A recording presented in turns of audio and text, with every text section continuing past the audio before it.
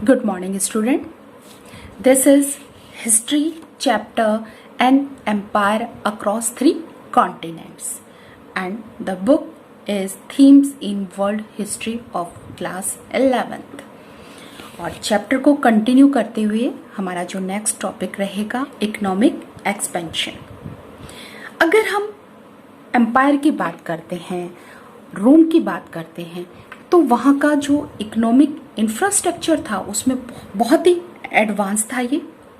और यहाँ पे जो इकोनॉमिक इंफ्रास्ट्रक्चर के अंदर हम यहाँ पे स्टडी करेंगे कि क्या न्यू टेक्नोलॉजी वहाँ पे यूज़ की जाती थी प्रोडक्शन के लिए, वहाँ क्या ऑल ओवर एम्पायर के अंदर डेवलपमेंट, इकोनॉमिक डेवलपमेंट सेम था। इन चीज़ों की यहाँ पे स्टडी करते हैं। देखिए, इकोनॉमिक इंफ्रास्ट्रक्चर के अंदर harbours, mines, quarries, brickyard, olive oil, wheat, wine, इन सबको हम इंक्लूड करते हैं।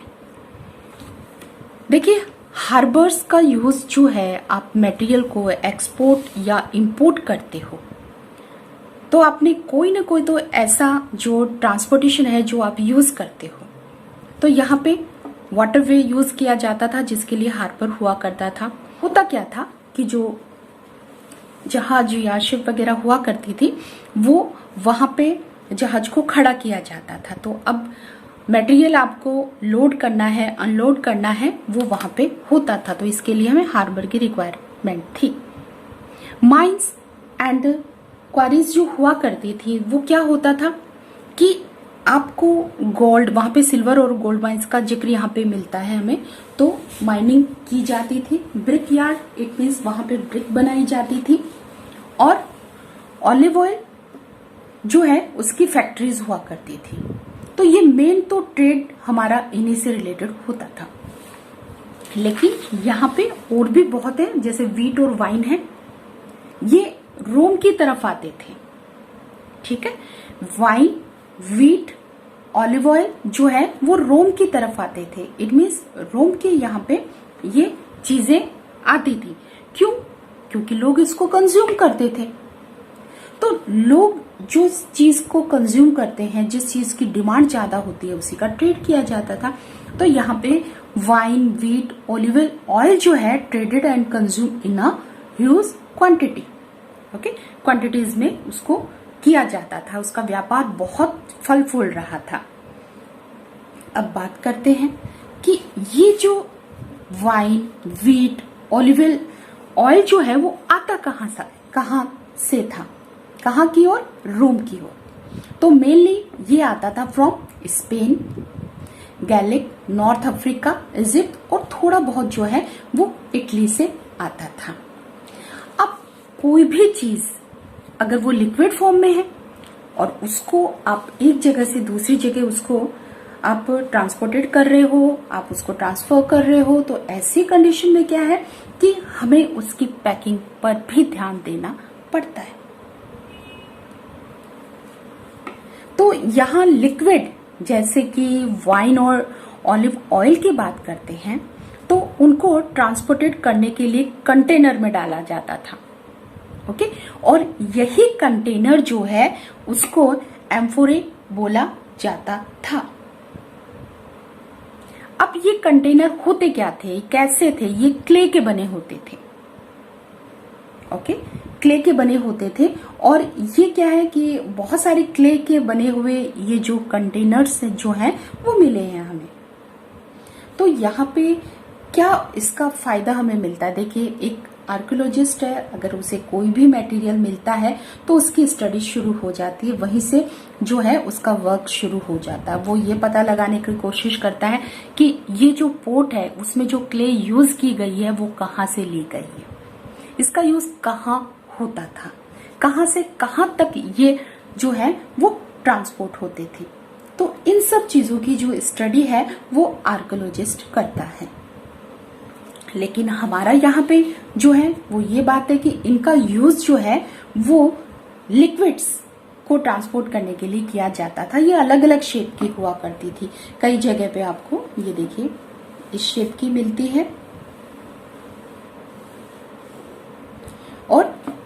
कई जगह पे जो है वो आपके पोर्ट जैसे डिजाइनर पोर्ट जो होते हैं वैसे आपको मिले हैं।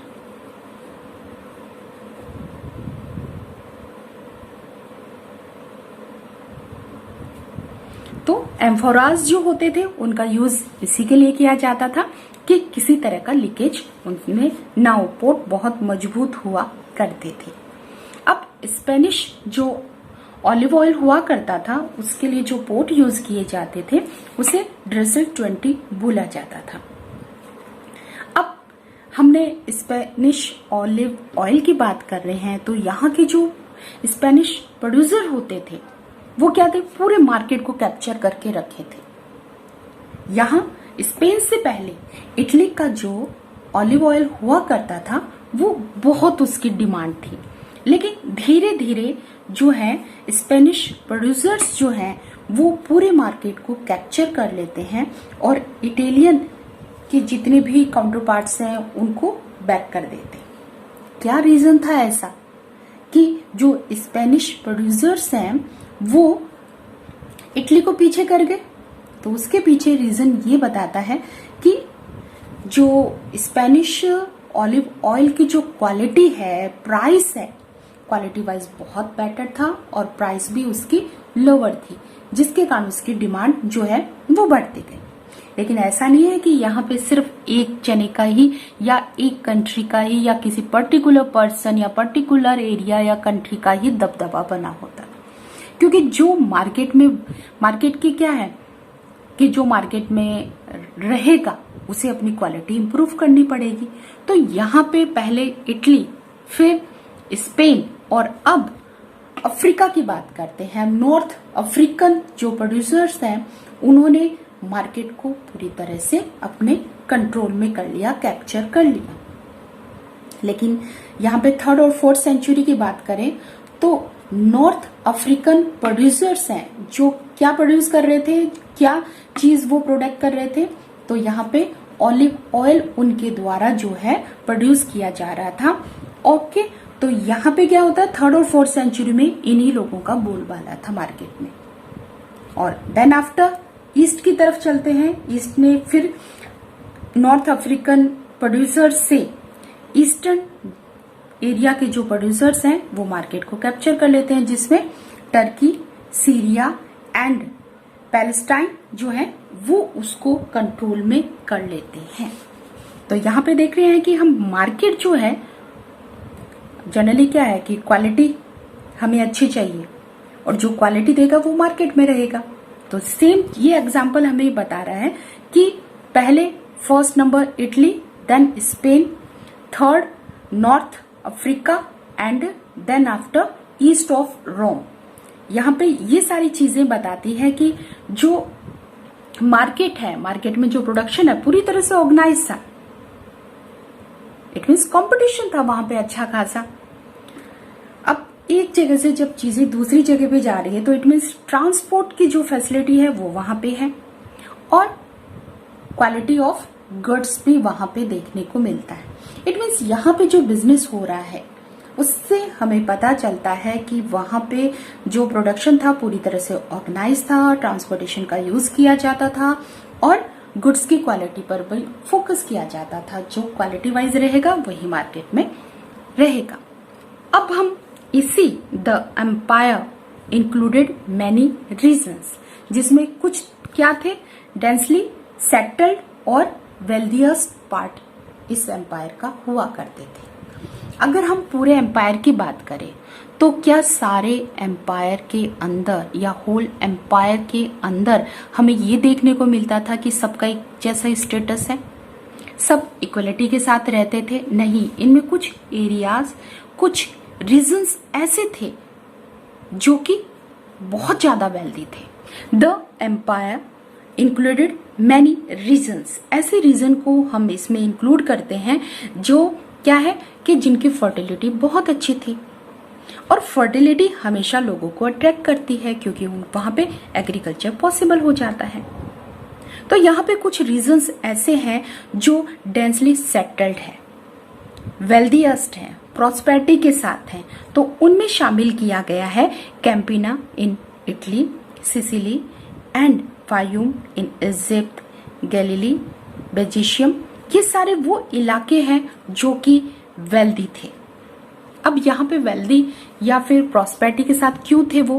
क्योंकि जनरली जहाँ पे लोगों को फैसिलिटी मिलती है, जहाँ पे लोगों को लगता है कि लाइफ यहाँ पे काफी कंफर्ट है, तो वो वहीं पे सेट होना पसंद करते हैं।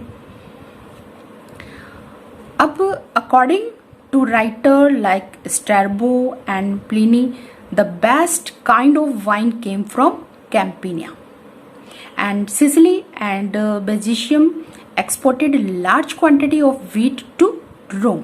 ये एक्सपोर्ट करते थे व्हीट का रोम की तरफ। गैलिली वॉज डेंसली कल्टिवेटेड, और इसके लिए कहा जाता है कि यहाँ पे every inch of the soil has been cultivated by inhabitants. वहां पे रहने वाले लोगों के द्वारा ये जो एरिया इतना ज्यादा फर्टाइल था कि वहां पे कल्टिवेट की लैंड का कोई पार्ट वहां पे नहीं छोड़ा गया।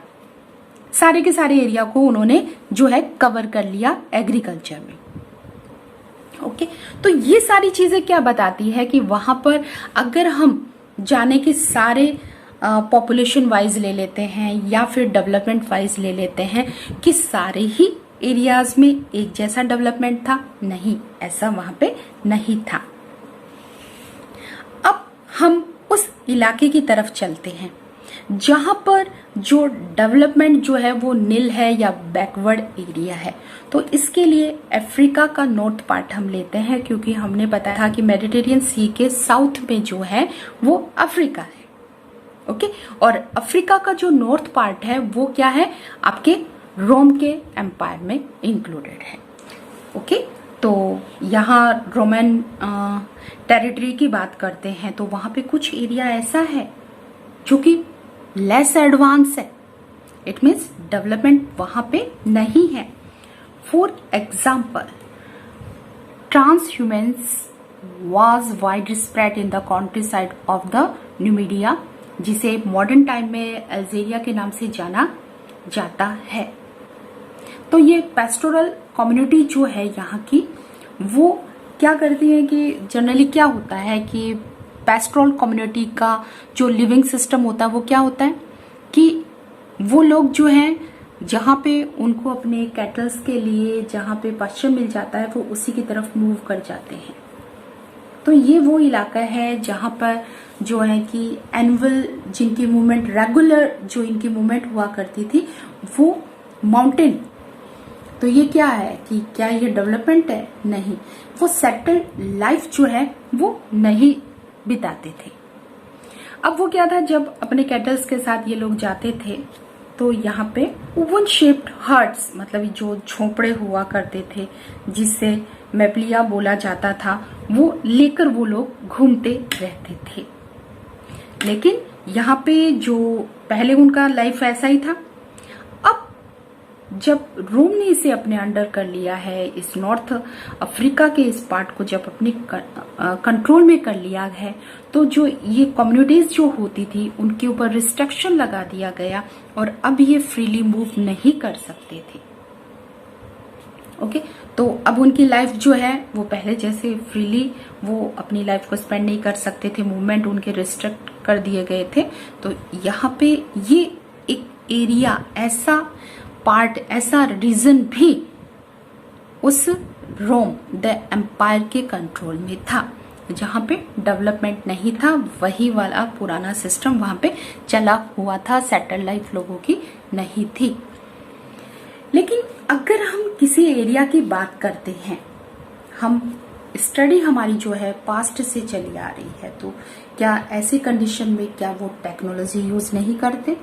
लेकिन यहाँ पर हमारे पास एक ऐसा एक एग्जाम्पल है कि जिसके बेसिस पर हम बोल सकते हैं कि रोमन एम्पायर के अंदर टेक्नोलॉजी भी बहुत एडवांस थी। जहाँ एक तरफ बैकवर्ड लोग रहते थे तो दूसरी तरफ टेक्नोलॉजी भी बहुत एडवांस थी। यहाँ पे वाटर पावर के यूज के बताया हुआ है। जनरली जो ये वाटर पावर है, इट मीन्स वाटर का यूज किया जाता था माइनिंग के लिए, इन सब चीजों के लिए। तो क्या ये एक अपने आप में एडवांस टेक्नोलॉजी नहीं है उस टाइम के, जो कि आज हम बहुत बैकवर्ड चलते हैं तब हमें पता चलता है कि वो लोग इस टेक्नोलॉजी का यूज कर रहे हैं जो आज हम प्रेजेंट टाइम में यूज कर रहे हैं। ओके, तो ये बहुत अच्छा एग्जाम्पल है। तो यहाँ पे जो माइनिंग की जाती थी gold, Spanish gold and silver, उनमें वाटर पावर का यूज किया जाता था। इसी के साथ एक बहुत और भी बहुत वहां पे बात करते हैं एडवांस ट्रेड की। तो देखिए वहां पे organise commercial and banking network, bank भी हुआ करते थे, बैंकिंग नेटवर्क वहां पे था, पैसे का लेन देन वहां पे हुआ करता था। And wide spread use of money. लेकिन यहाँ ट्रेड, एक चीज का जो ट्रेड के रिगार्डिंग जो एक नेगेटिव पॉइंट हमारे पास ये है कि जब आप ट्रेड करते हैं तो आपको क्या है, लेबर की रिक्वायरमेंट होती है, और यही लेबर की रिक्वायरमेंट जो है वहां पे स्लेवरी सिस्टम को बढ़ावा देता है।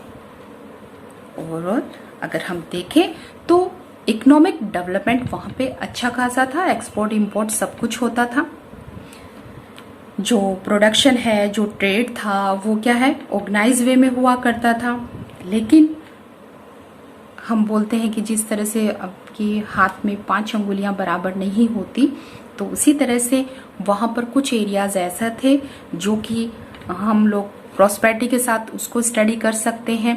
तो कुछ बैकवर्ड एरिया भी वहां पे था, टेक्नोलॉजी वहां एडवांस यूज की जाती थी, लेकिन यहाँ पर स्लेवरी सिस्टम भी हमें देखने को मिलता है। Thank you.